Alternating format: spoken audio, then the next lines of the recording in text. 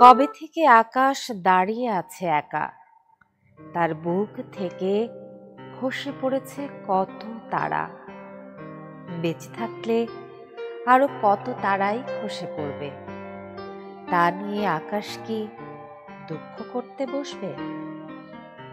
না, বসবে না। আমি বলছি, লিখে নাও।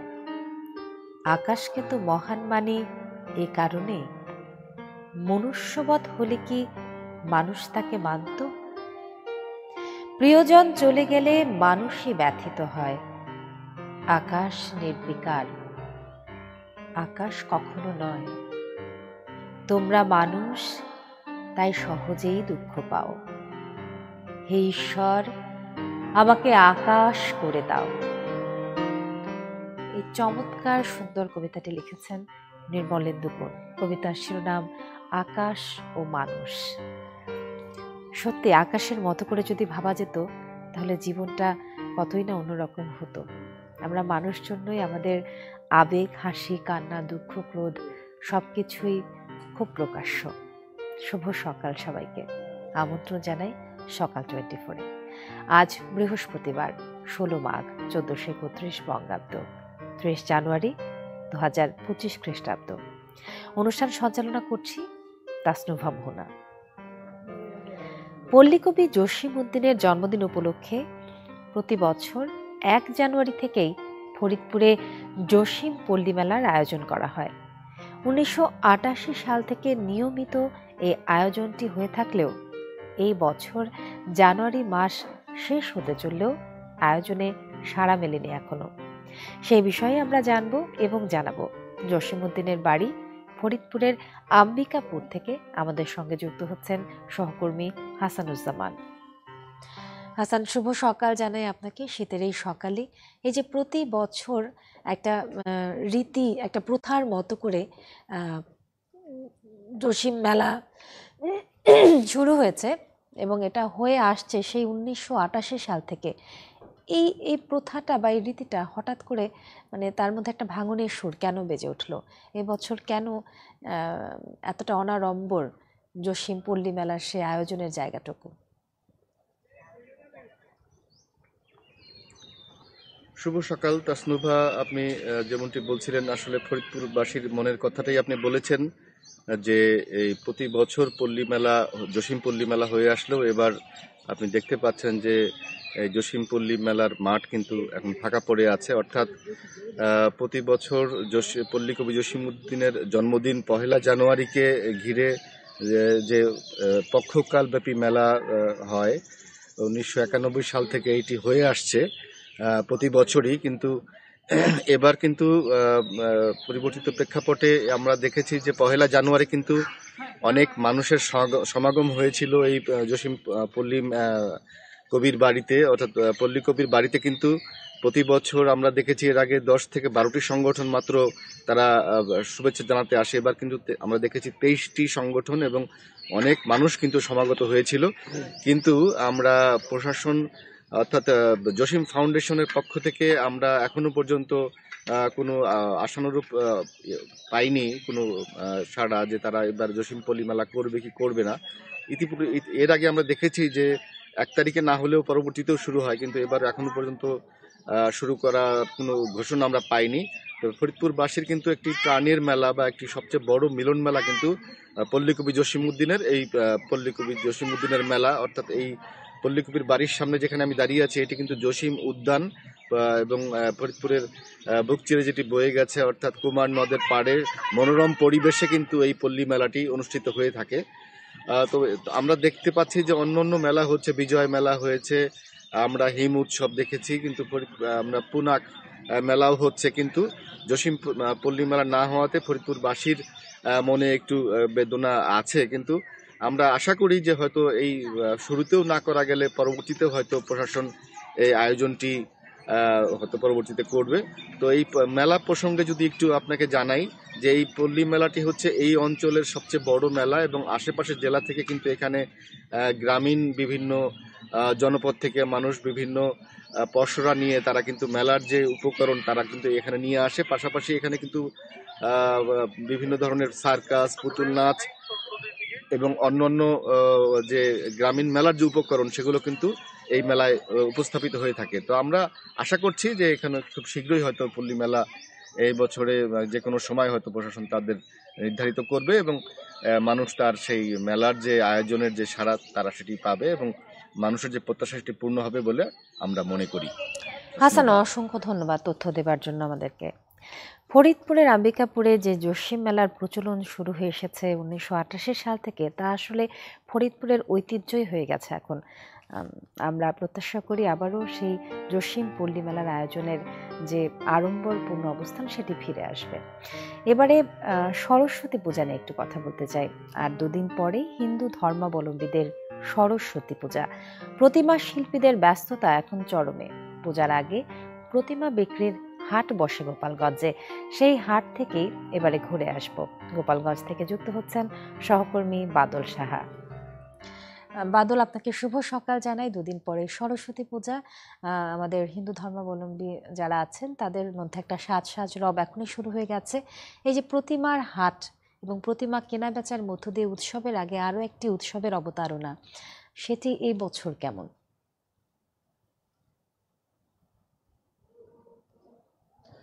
তাসনুভা, শুভ সকাল। জানেন যে আগামী 2 এবং 3 ফেব্রুয়ারি সরস্বতী পূজা অনুষ্ঠিত হবে। এটি হিন্দু ধর্মাবলম্বীদের জ্ঞান এবং বিদ্যার দেবী হিসেবে তারা আখ্যায়িত করে থাকেন এবং এই পূজার মাধ্যমে যারা বিশেষ করে ছাত্র যারা রয়েছেন, যারা শিক্ষা জীবন কাল অতিক্রম করছেন, তারা এই জ্ঞান লাভের আশায় তারা কিন্তু এই পূজা করে থাকেন। এই পূজা উপলক্ষে গোপালগঞ্জের বিভিন্ন স্থানে, বিশেষ করে শতাধিক স্থানে এই সরস্বতী প্রতিমার হাট বসেছে। আর এই হাট থেকেই যারা আসলে পূজা করবেন তারা কিন্তু এই হাট থেকে তাদের যে পছন্দ বা চাহিদা অনুযায়ী কিন্তু তারা প্রতিমা কিনে থাকেন। যেহেতু এই পূজাটি বাড়ি বাড়ি এবং বিভিন্ন স্কুল এবং বিদ্যালয়ে এই পূজাটি অনুষ্ঠিত হয়ে থাকে, সে কারণে কিন্তু এই যে প্রধান যে অনুষঙ্গ, এই অনুষঙ্গ যে প্রতিমা, এটির আপনার চাহিদা থাকে। যে কারণেই এই যারা এই প্রতিমা নির্মাণ করে থাকেন, তারা এইসব প্রতিমা জেলার বিভিন্ন হাটে তারা নিয়ে যান এবং বিভিন্ন দামে বিক্রি করে থাকেন। আমরা যেটা কথা বলে জানতে পেরেছি যে এবার যে প্রতিমা রয়েছে, এই প্রতিমা একটি প্রতিমা 100 টাকা থেকে প্রায় 7,000 টাকা পর্যন্ত এই প্রতিমা বিক্রি হচ্ছে। তবে যারা মূর্তি নির্মাতারা তারা আমাদেরকে জানিয়েছেন যে বর্তমান যে বাজার পরিস্থিতি, যে রং সহ যে অনুষঙ্গ যেসব উপকরণ রয়েছে, এই উপকরণের দাম বৃদ্ধির ফলে কিন্তু এই যে দাম বা পাচ্ছেন তারা, সেটি কিন্তু তাদের যে খরচ সেটি কিন্তু তারা উঠছে না।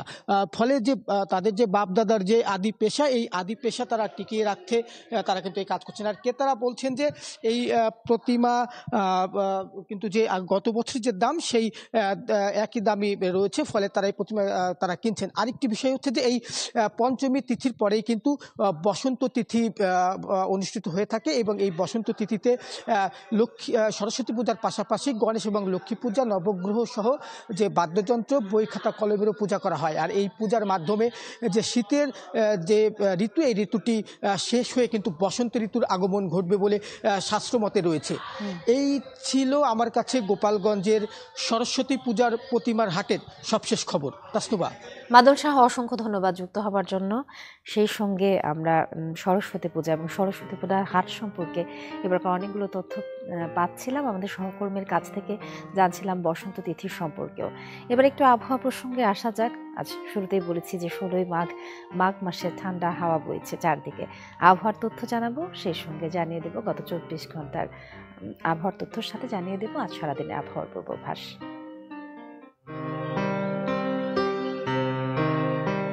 ঢাকায় সর্বোচ্চ তাপমাত্রা 27.5 ডিগ্রি সেলসিয়াস এবং সর্বনিম্ন 15 ডিগ্রি সেলসিয়াস। রাজশাহীতে সর্বোচ্চ 26.8 এবং সর্বনিম্ন 10.3 ডিগ্রি সেলসিয়াস। রংপুরে সর্বোচ্চ 25.5 এবং সর্বনিম্ন 12.5 ডিগ্রি সেলসিয়াস। ময়মনসিংহে সর্বোচ্চ 26.2 এবং সর্বনিম্ন 11.6 ডিগ্রি সেলসিয়াস। সিলেটে সর্বোচ্চ 25.5 এবং সর্বনিম্ন 14.3 ডিগ্রি সেলসিয়াস। চট্টগ্রামে সর্বোচ্চ 27.1 এবং সর্বনিম্ন 15 ডিগ্রি সেলসিয়াস। খুলনায় সর্বোচ্চ 28 এবং সর্বনিম্ন 14 ডিগ্রি সেলসিয়াস। বরিশালে সর্বোচ্চ 28.2 এবং সর্বনিম্ন 12.7 ডিগ্রি সেলসিয়াস। দেশের সর্বনিম্ন তাপমাত্রা তেঁতুলিয়ায় 10 ডিগ্রি সেলসিয়াস এবং সর্বোচ্চ তাপমাত্রা টেকনাফে 30.4 ডিগ্রি সেলসিয়াস। সারা দেশের রাত এবং দিনের তাপমাত্রা সামান্য বৃদ্ধি পেতে পারে। শেষ রাত থেকে সকাল পর্যন্ত সারা দেশে হালকা থেকে মাঝারি ধরনের কুয়াশা পড়তে পারে। জানছিলাম আজকের আবহাওয়ার পরিস্থিতি। এবার শীত নিয়ে আরেকটু কথা বলতে চাই। প্রতি বছর শীতের এই মৌসুমে কোন কোন জেলাতে বেশি শীত পড়ে এবং সেখানকার জনজীবনে শীতের কীরকম প্রভাব পড়ে সেটি যে লক্ষণীয়, সেটি আমরা সকাল 24-এর মধ্য দিয়ে বারবার আপনাদের সামনে উপস্থাপন করে থাকি। গতকালকে দিনাজপুরের শীত সম্পর্কে জানাচ্ছিলাম, আজকে নিয়ে যাচ্ছি নওগাঁ। সেখানে পড়েছে হাড় কাঁপানো শীত। হারুনুর রশিদ চৌধুরী আমাদের আজকের সহকর্মী নওগাঁ থেকে যোগ দিচ্ছেন আমাদের সঙ্গে। হারুন, শুভ সকাল জানাই। ভীষণ কুয়াশাচ্ছন্ন সকাল, একেবারে যেখানটায় দাঁড়িয়ে আছেন পেছনে কিচ্ছু দেখা যাচ্ছে না, দেখতে পাচ্ছি। তার মানে নওগাঁতে বেশ শীত পড়েছে, এখনো পর্যন্ত সূর্যের দেখা মেলেনি। জনজীবনে এর কি প্রভাব পড়েছে, ইতিবাচক এবং নেতিবাচক, সবটাই জানতে চাই আপনার কাছ থেকে। জি, শুভ সকাল। ঠিকই বলেছেন যে আসলে উত্তরাঞ্চলের জেলাগুলোর মধ্যে দিনাজপুর, পঞ্চগড় বলেন কিংবা নওগাঁ, চাঁপাইনবাবগঞ্জ, এই অঞ্চলগুলোতে আসলে মূলত শীতের যে প্রকোপ প্রতি বছরই আসলে খানিকটা বেশি থাকে দেশে অন্যান্য জেলাগুলোর চাইতে। আমরা একটু দেখাতে থাকি আর কথা বলতে থাকি। সেটির কারণে যে প্রভাবগুলো পড়েছে, যে নওগাঁয় আসলে সড়ক দুর্ঘটনার যে মাত্রা সেটি আসলে বেশ খানিকটা বেড়ে গেছে বলা চলে। আমি একটু আগেও বলছিলাম যে প্রায় 18টির মতো স্পটে এই শীত পড়বার পরে আসলে সড়ক দুর্ঘটনা ঘটেছে, যেগুলোর মধ্যে বেশ হতাহতের ঘটনাও কিন্তু আছে। 7 থেকে 8 জন মানুষ মারাও গেছেন আর কি। তবে এই শীতের আসলে যে একটি ভালো রূপ, যেটি আমরা আসলে আর কয়েকদিন বাদেই মিস করতে শুরু করব, সেটি হচ্ছে যে এই যে কুয়াশাচ্ছন্ন একটা পরিবেশ, সুন্দর সকাল এবং বিভিন্ন ঘাস বলেন বা সবজির উপরে যে আসলে কুয়াশা পড়বার যে চিত্রটি, এবং বিভিন্ন রকমের সবজি খাবার যে বিষয়টি বা বিভিন্ন রকমের পিঠাপুলির যে বিষয়গুলো, সেগুলো আসলে আর খানিকটা সময় গেলে আসলে মিস করা শুরু হবে, কারণ সেটি আর আমরা পাবো না হয়তো, কারণ যেহেতু একদমই মাঘের মাঝামাঝি সময় অলরেডি অতিক্রম করে আমরা চলে এসেছি।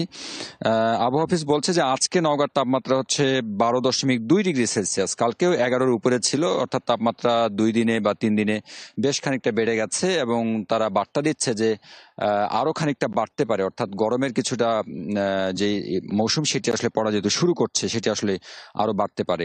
তবে এই মৌসুমটাতে আসলে যারা ছিন্নমূল মানুষ আছেন, বিশেষ করে যারা ট্রাক টার্মিনাল কিংবা ট্রেন স্টেশন এই জায়গাগুলোতে আসলে দিনাতিপাত করেন, অথবা যারা ক্ষুদ্র জাতিগোষ্ঠীর মানুষজন আছেন, যাদের দিন এনে দিন খাওয়ার যেই কাজটি তাদেরকে করতে হয়, অর্থাৎ একদিন মাঠে না গেলে, কাজে না গেলে তাদের খাবার জোটে না, তারা আসলে খুব কষ্টের মধ্যে আসলে পড়েন মূলত।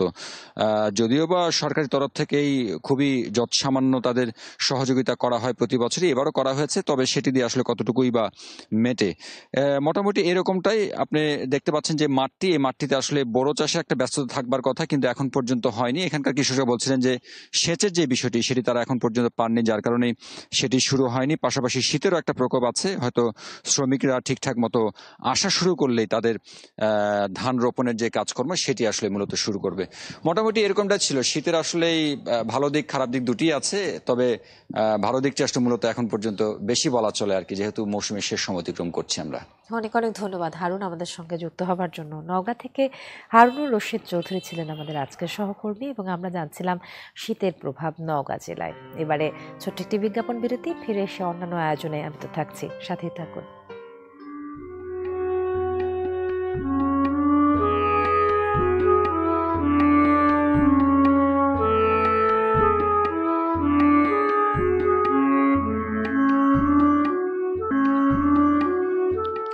যেমনটা বলছিলাম, আরও আয়োজন নিয়ে সঙ্গে আছি আমি তাসনুভা ভুনা। আপনারা দেখছেন সকাল 24। এবারে পত্রিকার সংবাদ শিরোনামগুলো জানিয়ে দেব। আজ সারাদিনে কি কি ঘটেছে চলুন জানা যাক, কিংবা গতকালে যা যা ঘটেছিল সেগুলো কোনগুলো শিরোনাম হয়েছে সেগুলো সম্পর্কে একটু ধারণা নেওয়া যাক। সমকাল অসংকোচ প্রকাশের দুরন্ত সাহস বলছে প্রধান সংবাদ শিরোনামে, যৌক্তিক অযৌক্তিক সব দাবিতেই রাজপথ গরম। একের পর এক আন্দোলন। জানুয়ারিতে ঢাকা, ময়মনসিংহ ও টাঙ্গাইল মহাসড়ক বন্ধ 11 বার। 28 দিনে ঢাকায় নানা দাবিতে 16 উল্লেখযোগ্য ঘটনা। রাস্তার খবর জানতে 999-এ ফোন করার আহ্বান ডিএমপির। নিত্যপণ্যের দাম কমাতে ব্যর্থ হয়েছে সরকার। সিপিডির পর্যালোচনা, অন্তর্বর্তী সরকার স্বৈরাচারী সরকারের কাছ থেকে একটি ভঙ্গুর অর্থনীতি পেয়েছে। অর্থ বছরের প্রথম 4 মাস সরকারি ব্যয়ের 61% সুদ বেতন পেনশনে। উন্নত চিকিৎসার সুযোগ হাতছাড়া দীপঙ্করের। বৈষম্য বিরোধী ছাত্র আন্দোলন, তুরস্কে উন্নত চিকিৎসার ব্যবস্থা হলেও যেতে পারছেন না, ইকোনমি ক্লাসের টিকিট কাটায় বসিয়ে নেওয়া যায়নি। এবারে পড়ছি প্রথম আলো। বাজেটে করের চাপ কমানো হবে, আলোচনা সভা। আলোচনার বিষয়ে ডিজিটাল লেনদেনের চ্যালেঞ্জ ও সম্ভাবনা। প্রেক্ষিত ভ্যাট বৃদ্ধি হলেও কথা হয় অর্থনীতির নানা বিষয় নিয়ে। অর্থনীতির বেশিরভাগ সূচক খারাপের দিকে। সিপিডি বলছে পরিবর্তন আনার জন্য 6 মাস খুবই অল্প সময়, তবে সরকারকে আইন শৃঙ্খলার উন্নতি সহ বিভিন্ন পদক্ষেপ নিতে হবে। অর্থনৈতিক শুমারির তথ্য জানিয়েছে সেবা খাতের তুলনায় পিছিয়ে আছে উৎপাদন খাত। এদিকে লবণাক্ত পানির ভয়ে তরমুজ পলিব্যাগে। জলবায়ুর পরিবর্তনের প্রভাব সরেজমিনে। পটুয়াখালীতে দেখা হচ্ছে যে এবার রমজানের বাজার ধরতে ডিসেম্বরে তরমুজ বুনতে পলিব্যাগে চারা উৎপাদন করেছেন পটুয়াখালীর কৃষকেরা। চট্টগ্রাম কারাগারে দুধ বিক্রি করছেন ডিআইজি প্রিজন। কারাবিধি লঙ্ঘন, নিজের খামারের গরুর দুধ নিয়মিত কারাগারে সরবরাহ। খামারে কাজ করছেন কারাগারের চাষ পরিচ্ছন্নতা কর্মী। পড়ছি কালের কণ্ঠ। ভ্যাট গায়েবে ঘুষ দুর্নীতির পোয়াবারো, আদায় বহির্ভূত প্রায় 80%। এফবিসিসিআইয়ের তালিকাভুক্ত ব্যবসায়ী 3.5 কোটি, বিবিএস এর হিসেবে অর্থনৈতিক প্রতিষ্ঠান 1 কোটি 18 লাখ। এদিকে বাংলাদেশের গণমাধ্যম অভূতপূর্ব স্বাধীনতা ভোগ করছে বললেন ডক্টর ইউনূস। স্বরাষ্ট্র উপদেষ্টা বললেন ভারতকে সীমান্তে হামলা ও হত্যা বন্ধ করতে হবে।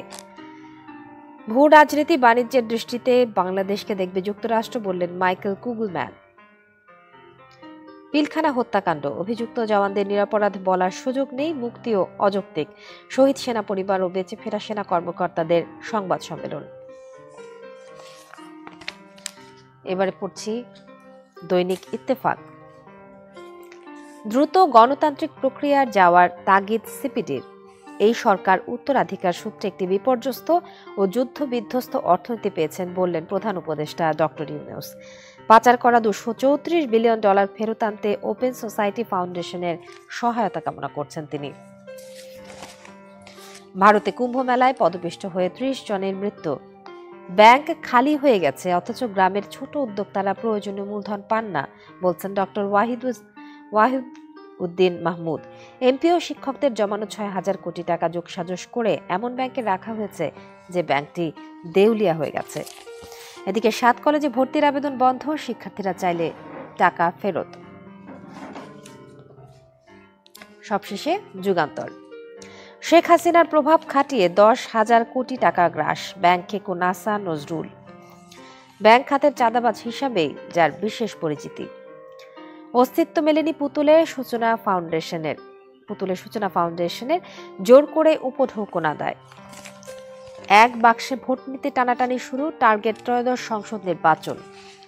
সীমানায় বড় পরিবর্তনের ক্ষমতা চাচ্ছে ইসি, খসড়া আইন উঠছে আজ। যত দ্রুত সম্ভব গণতান্ত্রিক প্রক্রিয়া যেতে হবে, মিডিয়া ব্রিফিংয়ে সিপিডি। এ ছিল আজকের সংবাদ শিরোনামগুলো। এবারে পরবর্তী আয়োজন। শেরপুর জেলায় উচ্চ মাধ্যমিক পর্যায়ের অন্যতম বিদ্যাপীঠ শেরপুর সরকারি কলেজ, যেখান থেকে এবছর 21 জন শিক্ষার্থী মেডিকেলে ভর্তির সুযোগ পেয়েছে। সকলের সাফল্যের এই কথাই এবারে জানবো। শেরপুর থেকে যুক্ত হচ্ছেন সহকর্মী ইমরান হাসান রাব্বি। প্রথমেই আপনার মধ্য দিয়ে শেরপুর সরকারি কলেজের 11 জন শিক্ষার্থী তো বটেই, বাকি সবাইকে শুভকামনা জানাতে চাই। এত দারুণ একটি সুখবর আমরা জানতে পেলাম, কিন্তু এই অভূতপূর্ব ঘটনাটি কি করে ঘটলো এটি আপনার কাছ থেকে বিস্তারিত জানবো। তাসনোভা, শুভ সকাল। শেরপুর সরকারি কলেজের সকল শিক্ষার্থীর পক্ষ থেকে আসলে সবাইকে শুভেচ্ছা। যেমনটি বলছিলেন আপনি যে শেরপুর সরকারি কলেজ থেকে এবার মেডিকেল কলেজে 21 জনের একটি অভূতপূর্ব সাফল্য পেয়েছে শেরপুরবাসী। আসলে আমরা শেরপুর সরকারি কলেজের এবারকার যে 2024-25 শিক্ষাবর্ষের মেডিকেল ভর্তি পরীক্ষা হয়েছে, এখানে যতজন পরীক্ষা দিয়েছিলেন তার মধ্যে প্রায় 85% কিন্তু এবার ভর্তির সুযোগ পেয়েছেন। আমরা যতটুকু জানতে পেরেছি গত সপ্তাহের 19 জানুয়ারি শেরপুর সরকারি কলেজ কর্তৃপক্ষ আমাদের জানিয়েছেন যে শেরপুর সরকারি কলেজে যে প্রাক্তন শিক্ষার্থী যারা মূলত এখানে একাদশ এবং দ্বাদশ শ্রেণীতে পড়াশোনা করেছে এবং এইচএসসি পরীক্ষা অংশগ্রহণ করেছিল, তাদের মধ্য থেকে যারা এবার মেডিকেল কলেজে ভর্তির আবেদন করেছিলেন এবং ভর্তি পরীক্ষায় অংশগ্রহণ করেছিলেন, তাদের মধ্যে 21 জনের ভর্তি নিশ্চিত হওয়া গেছে। আসলে আমরা অভিভাবক এবং শিক্ষকদের সাথে কথা বলেছি, একই সাথে শিক্ষার্থীদের সাথেও কথা বলেছিলাম। তারা বলেছেন অধ্যবসায় এবং যে সময়ানুবর্তী হয়ে পড়াশোনা করার কারণেই এবার মূলত এই অভূতপূর্ব একটি ফলাফল অর্জন হয়েছে। শিক্ষকরা বলছেন শিক্ষার্থীদের আসলে যে বেগ পেতে হয়েছে বিগত সময়ের যে রাজনৈতিক প্রেক্ষাপটে পরীক্ষার সময় নানা ধরনের ঘটনা ঘটেছে, সবকিছু মিলিয়ে শিক্ষার্থীরা সচেতনভাবে নিজেদেরকে পড়াশোনায় ব্যস্ত রেখেছিলেন এবং একই সাথে শিক্ষকদের একটি পরিশ্রমও ছিল এবং অভিভাবকদের যে সমন্বয় ছিল, মোটামুটি সবকিছু সমন্বয়ের কারণে কিন্তু এই অভূতপূর্ব সাফল্য এসেছে বলে আসলে স্থানীয়রা মনে করছেন। আসলে এই ধারাবাহিকতা ধরে রাখতে চায় শেরপুরবাসী এবং শেরপুর সরকারি কলেজের শিক্ষার্থী এবং শিক্ষকরা। আসলে এমনটাই কিন্তু শেরপুরবাসী মনে করছেন। তাসনোভা, এমন আজকে শেরপুর সরকারি কলেজ থেকে আসলে এই ছিল আমার কাছে সবশেষ। রাব্বি, অনেক অনেক ধন্যবাদ এবং আমাদের সঙ্গে যুক্ত থাকার জন্য অনেক অনেক ধন্যবাদ আরও একবার। ইমরান হাসান রাব্বি ছিলেন আমাদের সঙ্গে এবং এই ঘটনার মধ্যে দিয়ে শেরপুরবাসীকে অনেক অনেক অভিবাদন জানাতে চাই। সেই সঙ্গে জানাতে চাই জন্মদিনের শুভেচ্ছা। আজকের দিনে যাদের যাদের জন্মদিন, শুভ জন্মদিন, অনেক অনেক অভিনন্দন। অনেক সুন্দর কাটুক, রঙিন কাটুক আপনার আজকের দিনটি। চলুন জেনে আসা যাক পৃথিবী বিখ্যাত কারা কারা আছে যাদের আজকের দিনে জন্মদিন। 1913 সালের এই দিনে জন্মগ্রহণ করেন ভারতীয় হাঙ্গেরিয়ান চিত্রশিল্পী অমৃতা শেরগিল। তিনি বিংশ শতাব্দীর শ্রেষ্ঠ চিত্রশিল্পীদের একজন এবং আধুনিক ভারতীয় শিল্পে অগ্রগামী হিসেবেই পরিচিত। শেরগিল তার তৈলচিত্রটি ইয়াং মেয়স দ্বারা 19 বছর বয়সে স্বীকৃতি লাভ করেন। 1917 সালের এই দিনে জন্মগ্রহণ করেন কথা সাহিত্যিক নরেন্দ্রনাথ মিত্র। তার প্রথম মুদ্রিত কবিতা মুখ এবং গল্প মৃত্যু ও জীবন দুটোই দেশ পত্রিকায় প্রকাশিত 1936 সালে। পুরো 4 দশক ধরে প্রায় 500 গল্প লিখেছেন তিনি। তার বেশ কিছু সাহিত্যকর্ম চলচ্চিত্রেও রূপদান করা হয়েছে। 1930 সালের এই দিনে জন্মগ্রহণ করেন মার্কিন অভিনেতা ও ঔপন্যাসিক জিন হ্যাকম্যান। প্রায় 5 দশক সময়কালের কর্মজীবনে তিনি দ্য ফ্রেঞ্চ কানেকশন চলচ্চিত্রে অভিনয় করে শ্রেষ্ঠ অভিনেতা বিভাগে অস্কার ও আনফরগিভেন চলচ্চিত্রে অভিনয় করে শ্রেষ্ঠ পার্শ্ব অভিনেতা বিভাগে দ্বিতীয় অস্কার অর্জন করেছেন। 1949 সালের এই দিনে জন্মগ্রহণ করেন নোবেলজয়ী আমেরিকান চিকিৎসক ও জীববিজ্ঞানী পিটার এগ্রি। 2003 সালে কোষের ঝিল্লির চ্যানেল সম্পর্কিত আবিষ্কারের জন্য যৌথভাবে রসায়নে নোবেল পুরস্কার পান। 1974 সালের এই দিনে জন্মগ্রহণ করেন ইংরেজ অভিনেত্রী অলিভিয়া কলম্যান। তিনি একটি একাডেমি পুরস্কার, একটি প্রাইম টাইম এমি পুরস্কার, 3টি গোল্ডেন গ্লোব পুরস্কার, 4টি বাফটা পুরস্কার, 4টি বিফা পুরস্কার, 2টি স্ক্রিন অ্যাক্টরস গিল্ড পুরস্কার সহ অসংখ্য পুরস্কার অর্জন করেছেন।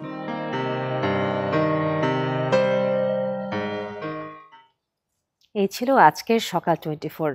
নতুন নতুন আয়োজন নিয়ে সবসময়ই সমৃদ্ধ হচ্ছে সকাল 24। দেখতে চোখ রাখুন ঠিক একই সময় চ্যানেল 24 পর্দায়। প্রিয় দর্শক, ভালো থাকুন সবাই। তাসনোভা মোহনা, আবার দেখা হবে শুভ সকাল। আর একবার যাবার আগে